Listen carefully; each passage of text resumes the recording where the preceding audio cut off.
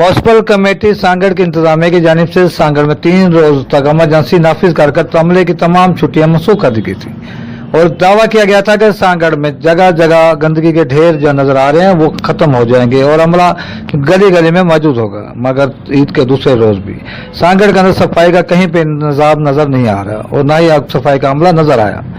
दूसरी जानिब इंतजामिया के साथ साथ शहरी और म्यूनसिपल कमेटी के काउंसलर भी एहतजाज करते नजर आ रहे हैं। इनका कहना है कि शहर में कहीं पे भी सफाई का अमला नजर नहीं आ रहा। हमारा मसला ये है कि सबसे पहले तो पानी पीने वाला जो है वो गटर वाला आ रहा है हमारे पास पूरे पाड़े के अंदर।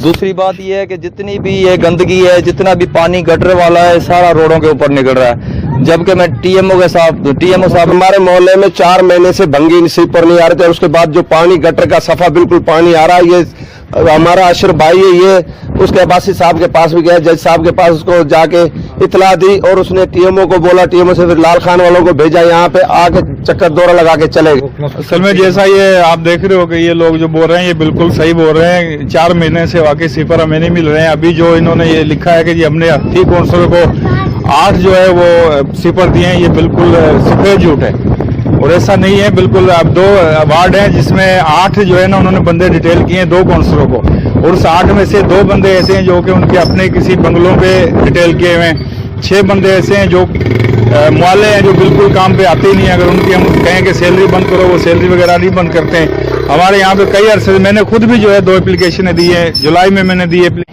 ईद के दूसरे रोज भी बल्दिया इंतजामिया की जानिब से सफाई का निजाम नाकस करने की बिना पर आवाम शदीद परेशानी का सामना करना पड़ा। आवाम का कहना है कि वो पीने के साफ पानी के साथ इस वक्त गंदगी में रहने पर मजबूर है। जरूरत इस अमर की है कि अगर जिला इंतजामिया चाहती है कि आवाम उनके साथ उसका साथ दे तो जरूरत इस अमर की है कि उनको पीने का साफ पानी के साथ साथ सफाई का माहौल भी फराहम किया जाए। कैमरा मैन अजीज अहमद खान के साथ सांगड़ से इशफाक सुलैरी।